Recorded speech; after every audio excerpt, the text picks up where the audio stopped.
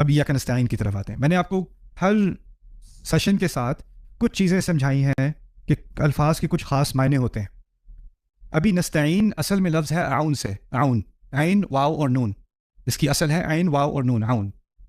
اور یہ عربی میں بہت سارے الفاظ ہیں مدد کے لیے، ان میں سے ایک لفظ ہے. اوکے، مدد کے لیے مد یمدو بھی آتا ہے، نصر ینصر بھی آتا ہے، ساعد یساعد بھی آتا ہے، اور بھی الفاظ آتے ہیں.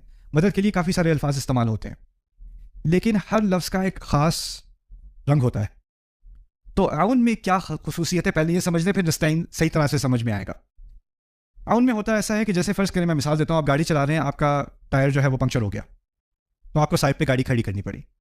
اب آپ کی گاڑی کے پیچھے ڈگی میں جیک ہے، آپ اس کو گاڑی کو اٹھا رہے ہو اسپیئر ٹائر لگانے کے لیے نا، لیکن آپ میں اتنی توانائی نہیں ہے، اتنی قوت نہیں ہے کہ آپ اس کو پوری طرح سے اٹھا سکو. تو آپ تھوڑی دیر تک تو اٹھا سکے، لیکن پھر وہ بہت بھاری ہو گیا اور آپ سے اٹھایا نہیں گیا.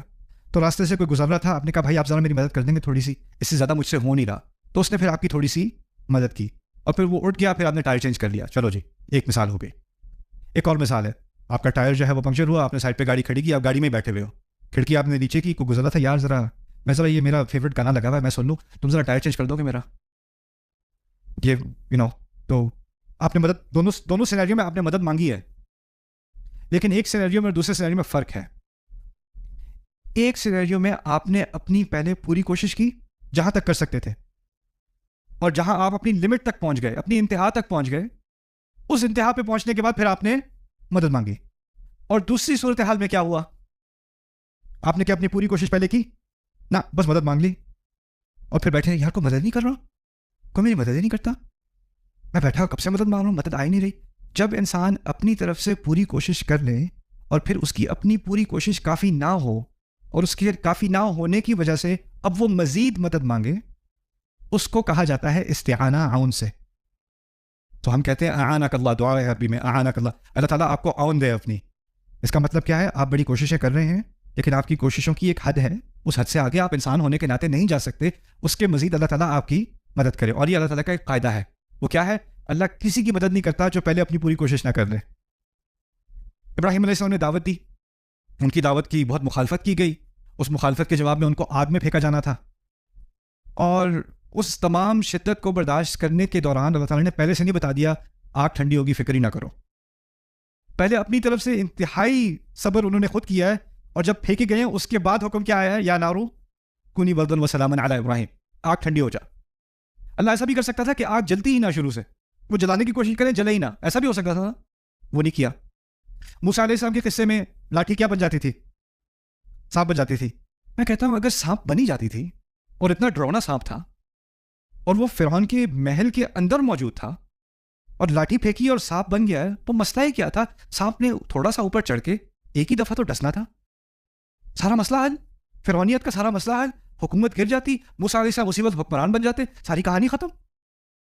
وہ ادھر ادھر سانپ جو ہے وہ حیۃ تسعیٰ ادھر ادھر گھوم رہا ہے، لیکن کچھ کر نہیں رہا وہ سانپ. اور پھر اس کو دوبارہ سوٹی بنا دیا. میں نے کہا میرے پاس سانپ ہوتا تو میں تو پہلے اس کے منہ پہ پھینکتا فرعون کے، مسئلہ حل کرو پہلے، سانپ کا فائدہ کیا، ڈسے گا نہیں تو، رائٹ.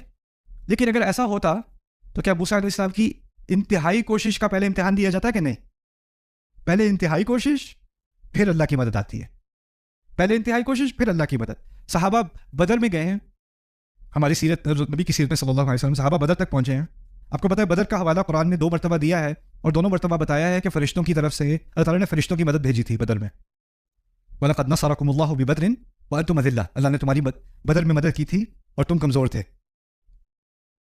جو فرشتے ہیں، ایسا بھی ہو سکتا تھا کہ صحابہ ابھی میدان جنگ میں پہنچے بھی نہیں اور فرشتے سارا معاملہ ختم کر کے بیٹھے ہوئے، کیونکہ اللہ نے مدد بھیج دی.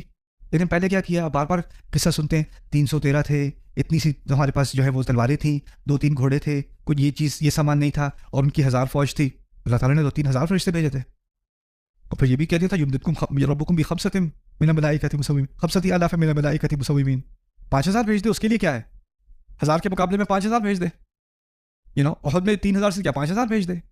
لیکن اللہ تعالیٰ نے پہلے سے مدد نہیں کی. پہلے کیا دیکھنا ہوتا ہے، انسان کی بھرپور کوشش. یہ جو دعویٰ کیا ہے نا، یہ وہ جس کو کہتے ہیں نا چھوٹے منہ بڑی بات، یہ کہلوا دی اللہ تعالیٰ نے.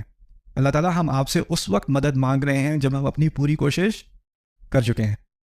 یہ بات کہی جا رہی ہے، ہم تیری ہی عبادت کرتے ہیں اور تیری عبادت کرنے میں بڑی کوشش کرتے ہیں، اور جب اپنی کوشش کی حد تک پہنچ جاتے ہیں اور پھر اس بات کا احساس ہوتا ہے کہ اس سے آگے ہم خود کر نہیں سک رہے، تب ہم آپ کی مدد مانگتے ہیں.